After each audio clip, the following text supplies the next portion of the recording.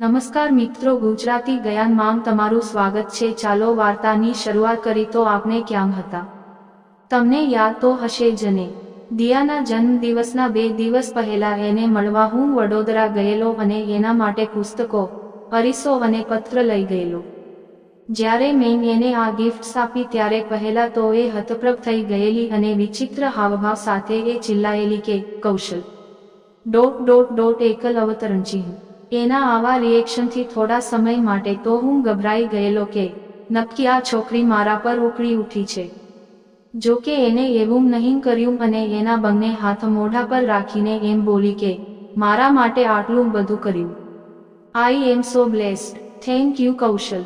એની આવી વાત સાંભળ્યા બાદ મને હાશકારો થયો અને મેં રાહતનો શ્વાસ લઈને થોડું પાણી પીધું। ત્યારબાદ એ તરત જ મેં આપેલી ગિફ્ટ્સ ખોલવા ગઈ, પરંતુ મેં એને કહ્યું કે આજે તારો બર્થડે નથી એટલે ગિફ્ટ્સ પણ તારે આજે નથી ખોલવાની। મારી વાત સાંભળીને પહેલા તો એને છોકરીઓનો ટિપિકલ વિરોધ કર્યો, પરંતુ મેં પ્રોમિસ માંગ્યું એટલે એને તે દિવસે ગિફ્ટ્સ ખોલવાની એની ઈચ્છા માંડી વાળી। ત્યારબાદ અમે થોડો સમય વાતો કરી અને સાથે બેસીને અમે થોડો નાસ્તો કર્યો। જો કે આ બધામાં 1.5 કલાકનો ગાળો ક્યાં નીકળી ગયો એની અમને જાણ સુદ્ધાં ન રહી। બીજી તરફ મારા 2 મિત્રો, જેમને હું એસ યુનિવર્સિટી પર મૂકી આવેલો અને એમને એમ કહેલું કે હું 15 મિનિટમાં આવું છું, તેઓ યુનિવર્સિટી પર ઊભા મને ભયંકર ગાળો દઈ રહ્યા હતા। મને ગાળો દેવાનું મહત્વનું કારણ એ જ કે તેઓ મને સતત ફોન કરી રહ્યા અને દર વખતે હું એમના કોલ્સ કટ કરી રહ્યા હતો। જો કે પછી તો દિયાએ પણ એના ઘરે જવાનું હતું એટલે 1.5-2 કલાક પછી અમે છૂટા પડ્યા અને હું મને ગાળો દેતા મારા દોસ્તો પાસે પહોંચ્યો।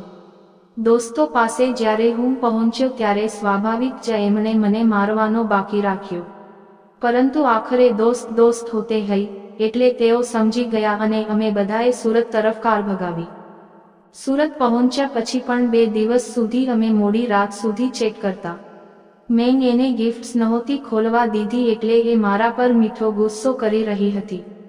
સામે હું પણ એને થોડી ચીડવી લેતો। એ મને રહીને પૂછી રહી હતી કે ગિફ્ટ્સમાં શું છે, એટલે હું એને ફરી થોડું ચીડવતો।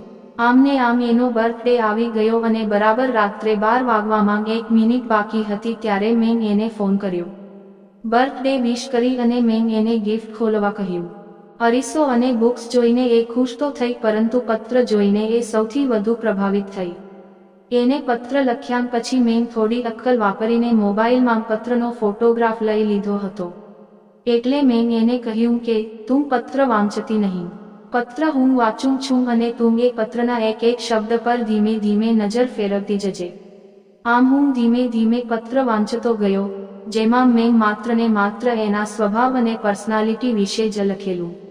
બીજી કોઈ જ એવી વાત નહોતી લખી જેથી એને એવો કોઈ ભ્રમ જાય કે હું એની સાથે ફ્લર્ટ કરી રહ્યો છું। પત્રમાં લખેલી વાતોથી એ ખૂબ પ્રભાવિત થઈ અને એને બીજા દિવસે સાંજ સુધી થોડી વારે મને થેન્ક યુ કૌશલ લખ્યા કીધું।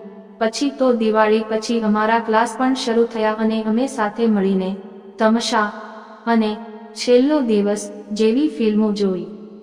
પણ મોકાણ એ વાતનું છું કે હું દિયાને લઈને અવઢવમાં છું। સૌથી પહેલી અવઢવ તો એ જ કે એના પ્રત્યેનું મારું આ આકર્ષણ એના પ્રત્યેનો પ્રેમ હશે, અને બીજું એ કે મને તો એના પ્રત્યે પ્રેમ છે, પરંતુ શું એ પણ મારા જેવું જ અનુભવતી હશે? કારણ કે અમારી વાતચીત દરમિયાન એ મારી સાથે સારી રીતે વાત તો કરે છે અને અમારી મોટાભાગની વોટ્સએપ ચેટિંગમાં એ જ મને સામેથી મેસેજ કરે છે અને પછી અમે લાંબી વાતો કરીએ છીએ। મને એ સામેથી મેસેજ કરે છે એટલે એ વાત તો નક્કી કે એને મારી કંપની ગમે છે, પરંતુ મોટો સવાલ એ છે કે એક કમ્પેનિયન તરીકે એ મને પસંદ કરતી હશે? આવા બધા પ્રશ્નોને કારણે છેલ્લા કેટલાય દિવસોથી મારી ઊંઘ હરામ થઈ ગઈ છે। હું નક્કી જ નથી કરી શકતો કે મને એના પ્રત્યે પ્રેમ છે કે નહીં, અને મારા પ્રેમની વાત તો ઠીક છે, પરંતુ શું એ પણ આવું જ કંઈક અનુભવતી હશે જેવું હું એના માટે અનુભવું છું? આખરે કરવું તો કરવું શું? આને પ્રેમ કહેવાતો હશે, અને શું આને જ લવ સ્ટોરી કહેવાતી હશે? આવી જ વાર્તા સાંભળવા માટે ચેનલને સબસ્ક્રાઇબ અને વિડીયોને લાઇક કરજો મિત્રો. ધન્યવાદ.